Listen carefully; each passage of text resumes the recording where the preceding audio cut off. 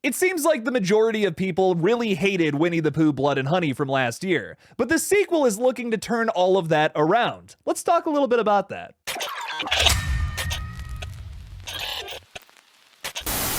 Welcome to the KillJoy Jake YouTube channel. My name is Eeyore, and today we're talking Blood and Honey. Full disclaimer, I personally consider myself a fan of Winnie the Pooh Blood and Honey. It was a bad movie, but it was so bad it was good. Is it a well-written movie? Absolutely not, but there was a lot of memorable over-the-top moments from it that keep it stuck up here in my brain. A couple of things off the top of my head is all those unnatural head movements from Winnie the Pooh in the previous movie that had me laughing pretty much every single time, and the swarm of CGI bees that Winnie the Pooh could just command with his hand. While the middle part of the movie absolutely drags, I found the very beginning and the very end to be absolutely hilarious. On top of that, director Reese Frake Waterfield shared my review on his Instagram when that came out last year, and I thought that was pretty cool. After Blood and Honey pulled in over $2 million at the box office against its $40,000 micro budget, of course a sequel was announced. We're getting that very soon here on March 26th, the 27th, and the 28th for a very limited theatrical run. Get your tickets now. Now, while I personally was a fan of it, I know a lot of people out there absolutely hated this movie. Some have even claimed it ruined their childhood. Overall, though, I do understand that So Bad It's Good movies are just not for everybody, and that's perfectly fine. But I think if you're a fan of this very weird category of horror movies, the sequel is one to look out for, whether you liked the original or not. Reason number one is because I believe there's a massive disconnect from the original film, and that comes immediately from the plot synopsis, which we're gonna read right now. The PD for Winnie the Pooh Blood and Honey 2 reads, deep within the 100-acre wood, a destructive rage grows as Winnie the Pooh, Piglet, Owl, and Tigger find their home and their lives endangered after Christopher Robin reveals their existence. Not wanting to live in the shadows any longer, the group decides to take the fight to the town of Ashdown, home of Christopher Robin, leaving a bloody trail of death and mayhem in their wake. Winnie and his savage friends will soon show everyone that the hunters will soon become the hunted, whilst looking to exact their revenge on Christopher Robin once and for all. So right there, it kind of shows you that there is this immediate disconnect. You don't really need to watch the previous film to watch this one. You just need to know who Christopher Robin is in the Disney IP that it once was. You have brand new designs for the characters, a brand new writer who has praised the film and its director, we're going to talk about that way later, and a bunch of other stuff that came from clips from this past couple of weeks. After the trailer released, the first big clip we got from this movie was showing us the origin of Winnie the Pooh. Well, at least the horror villain version of the character that we've created here. Let's roll a little bit of that clip.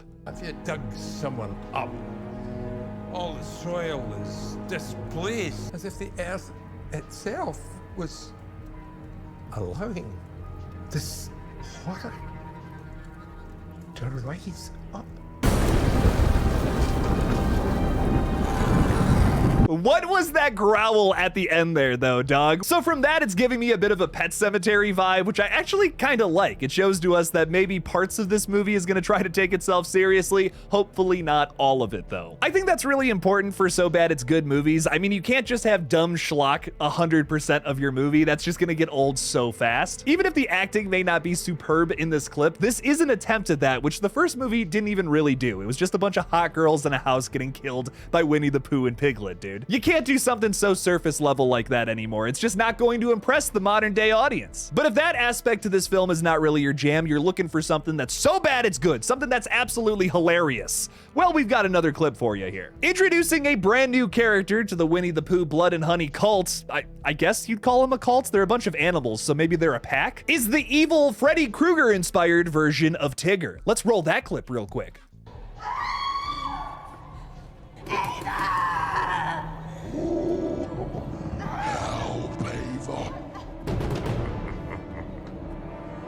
Better watch where you go, bitch. Tigger's eating her eyeballs off of his fingers, man, and that gore looks pretty damn good. I'm impressed by this clip personally. This comes off to me as So Bad It's Good at its best, man. I think this clip is absolutely hilarious. The gore looks great, which is a huge improvement upon the original. I would show you more of the gory pictures that got released from this movie as well, but unfortunately, the last time I talked about them on YouTube was like, no, you're getting demonetized, Jake, none of that. So because of that, there is a little news article in the description of this video if you want to see more of the disgusting effects that are coming in this disgusting looking movie. The link for that is in the description below if you want to give that a look. If nothing else, if you are still just after all these clips saying to yourself, Jake, this just looks bad, I'm sorry, I don't know what you're talking about, dog. The most important thing about a movie in general, in my opinion, is its script. With all due respect to Reese Frake Waterfield, who wrote the previous film, I think that Matt Leslie is just a slightly better scribe who has written the sequel. Matt Leslie is best known for writing the script to Summer of '84, which is an absolute banger, a very underrated movie from 2018. Matt not only wrote the script for this movie, but praised director Reese Frake Waterfield over on X. Let's talk a little bit about that thread here. Made up of 9 separate tweets, Matt Leslie absolutely praises Winnie the Pooh Blood and Honey and its director. Leslie writes, "Yes, I wrote Winnie the Pooh Blood and Honey too. People seem surprised and I get it. The first film wasn't great. This is how I got involved." A thread. Andrew Scott Bell reached out. Andy is an incredibly talented composer who created a wonderful score for the first film. Candidly, it was one of the few bright spots. He said the filmmakers were looking to step things up in the sequel and were in search of a writer. I said I'd be down to at least have a chat with them. You never know where things can lead in this business. So I spoke to Reese Frake Waterfield, writer-director of Winnie the Pooh Blood and Honey, at length about what went right and wrong with part 1. And he was quite sober about it all. He knew it wasn't a good film. Having made it for like $40K, you can imagine what an impossible task it was. But sometimes in this business, you take what you can get. It's fucking brutal. But because the film did well at the box office, they had a bigger, albeit still quite modest, budget for the sequel. When you speak to Reese, you quickly fall under his spell. What I mean is he loves making films. He doesn't do it to get rich, he's passionate. That I relate to deeply. That plus his vision for this sequel made me want to be a part of it, despite many concerns I had. For example, 1, Winnie the Pooh killing people is absurd. How do you make that compelling? Do you lean into the campiness or go for true scary slasher vibes? 2, the budget was still super small, so just because I could dream it up doesn't mean Reese and his team could pull it off on the day. And honestly, many more concerns. Still though, I believed in Reese and I believed in Scott Chambers as the lead. His performance is fucking brilliant, by the way. So I took a leap of faith, and I'm glad I did. Despite all those concerns and so much uncertainty, the film we've all made is a blast. It's scary, it's funny, it's fucking bonkers, and it's worthy of playing in theaters. I know that was super long, but it was very important to me to read almost that entire thing there. There is so much to learn about this movie